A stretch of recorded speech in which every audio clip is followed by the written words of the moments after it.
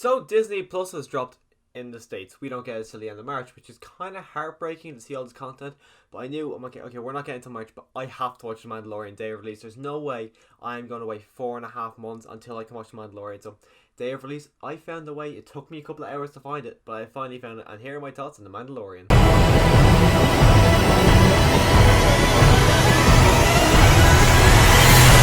One quick thing before I do get started, if you are new to my channel, consider clicking that subscribe button. I'm going to be reviewing every episode, including episode 1 of The Mandalorian week to week, because I'm so anticipating the show. I'm so glad it's actually finally here.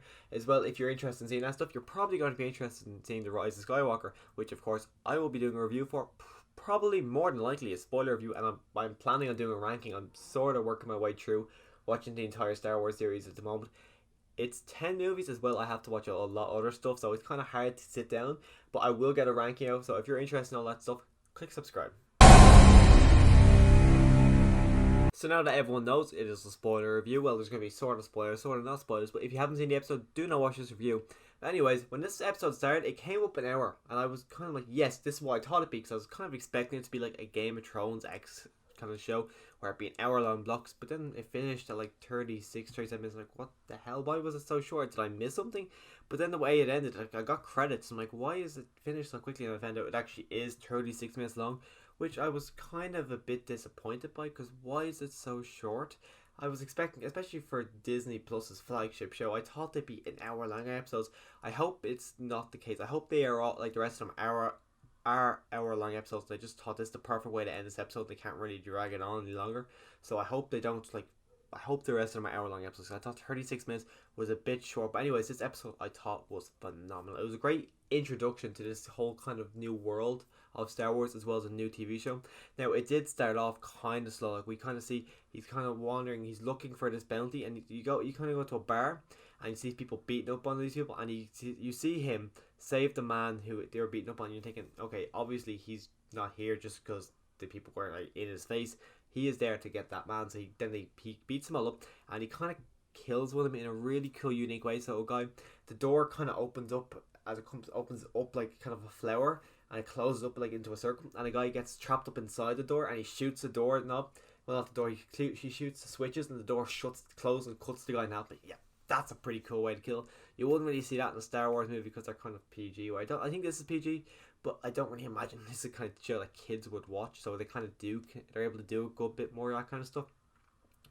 But then he shows the guy that you're my bounty. He takes him, and the guy's he's not really taking it as serious. He thinks, oh, I'm gonna get out of this pretty easily, and they kind of go on a bit, and then they're on the ship, and the guy goes, oh, I'm just gonna go to the toilet. He goes down, he finds the weapons, he goes, okay, I know where they are.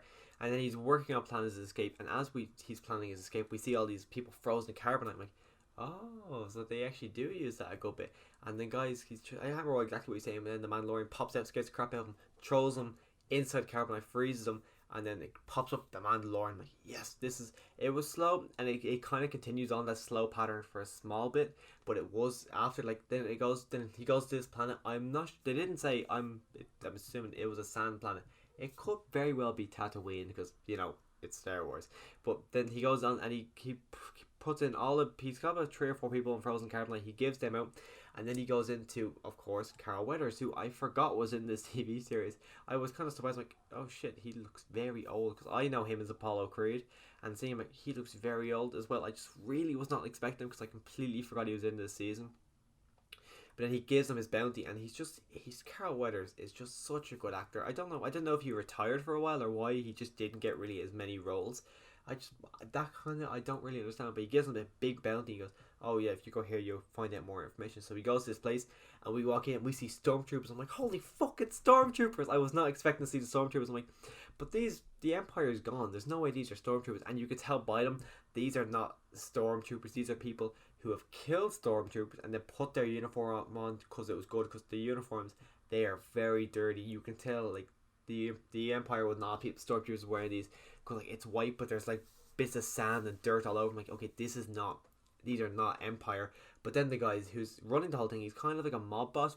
He's giving out the information to the Mandalorian of where this bounty is, and you could tell he says something like, oh, back in the good old days, or something like on the lines of that he clearly was very much for the Empire. That's why I think he makes them sport the actual stormtrooper look, just because, like, okay, the Empire was amazing, it was great, and now it's gone. That's why he's not really happy with the way things are, and you can tell he will be someone who would be all for the First Order coming about. And before he actually sets out on this mission he's been given for the bounty, he kind of gets paid a small amount, and he gets a few coins, and he gets, I don't know what it actually is. To me, it looked like a piece of steel, which I assume it actually was, but I don't know what the meaning behind it was. But he took it to some bounty hunter place, and then the person who was, I think it was a woman, I don't know, I'm not really sure, but she melted it down and she turned it into a shoulder piece, which I liked in a way to show that you can't just buy the bounty hunter suit. You can't just kill someone and steal it, which you can do that, but like, it shows that the Mandalorian, he's working towards making his armor. That his Boba Fett didn't do that; he got it from his father. But the fact that these serious people out there who they're not buying it, they're actually making their suit, and they're going from step to step and until they can fully like actually have their suit. I think that is a pretty cool and unique idea, and I imagine we'll see a bit more of that throughout this season. We'll see a bit, like, he just keeps collecting stuff to be able to add to his suit. Like, I imagine at some point with Mike, he's got both shoulders. But I don't know if he's got knee pads or something. We can just stuff like that. I'd like to see him be able to be adding that stuff onto his suit, which would be more unique than just having the suit straight off, which I kind of like a bit more. And then when he actually goes to the planet where his bounty is on, he gets run into these two huge monsters or animals called blurgs, I think they were called, and they kind of like mess with him a lot. Like, they attack him like a way a dog would mess with a little toy. They grab him by the arm and they throw him all over him. Jesus Christ. And then I don't know the character's name, but he comes up and he kind of helps him out of the situation, and he goes, I will help train you to go on that, and then I'll bring you to where you have to go. I thought, okay, this is a bit of a weird storyline. Why are they kind of putting him into showing him how to ride this? I assume it will come on later on throughout the series, but I just thought at the moment, like, this is kind of odd. Why are they putting this, especially knowing that it's a 36-minute episode, why are they putting time for him learning how to use this rather than him just knowing how to use it? Like, he does ask, you don't have like a speeder bike or anything like that, and he goes, no, you have to learn how to use this because your ancestors. But I thought, look, would you not just, instead of showing him, I know it's a story about progressing, showing, like, I thought, like, such a short runtime, would you not just made him know how to use it and just made them go straight on the journey? But when they do get there, he goes down by himself, and he's sitting on his, like, he's lying down looking down, he goes, oh, okay, there's not many people there, and he sees a droid, a bounty droid. I'm like, oh crap, I thought it'd be, I didn't think the bounty droid would have been as cool as actually. When I went up, I thought, oh, he's probably gonna be some crap like C-3PO just going up talking to him. But he whips out a gun, he says kill loads of them, and then the Mandalorian goes down and they kind of team up together. And as the droid was talking, I'm like, who is that guy? He sounds so ridiculously familiar. And I kept going, like, is that Taika Waititi? I'm pretty sure that, because I knew he was on board to direct an episode. I'm like, is that him? And I did come up at the end that I wasn't like, holy fuck, I can't believe I got that, because I could get a bit of Korg, but I wasn't really sure, because of course they do put kind of a robot team above it just to make it a bit more robotic. But I'm like, that sounds a lot like Taika Waititi. I'm pretty sure it's him. But the battle that takes place here with the droid, with the Mandalorian and all these people is actually awesome. I was not really expecting this. I knew it was $100 million budget, but it's a TV series. I know it's Disney Plus's flagship as well as the first episode. I just was not expecting something this massive, because it was actually amazing how it looked stunning. The special effects were awesome, and just I love the joke that the actual droid, I can't remember the actual droid's name, but after seeing it, I seen the pop of him, like, I don't want that, but now after seeing it, I'm either gonna try get the pop or get the Black Series. I tried to get the Black Series figure of the Mandalorian, but I could only get the pop because it's gone up to €100 now. If I get it at a cheap price, I will of course get it, but I've got the pop for the moment. But just seeing that droid, I want to figure that droid. I think that droid was such a unique, and I like this character so much.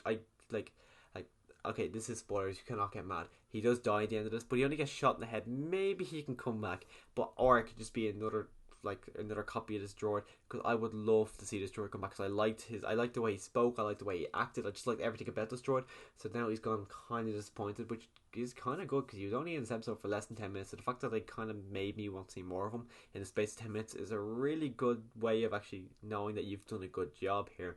But as this whole battle plays out, and they're in this room, they kill loads of people, and they go inside the room, and like, okay, where's this guy? He's maybe 50 years old, and he has his little GPS. He's pointing around and starts beeping like crazy. I'm like, I thought, like, is it a head? Is it just like a head or something? And it opens up, and I'm like, oh my god, it's a little Yoda. And then it kind of, and the this is when the robot's like, or the droid's like, we should kill it. He puts his gun out, and I hear a blast. I'm like, oh shit, they killed it. And all he sees the Mandalorian with his gun up like this, and he shoots him in the head, and the droid falls down. And he kind of puts his hand out to, I don't know the species name, but the little Yoda.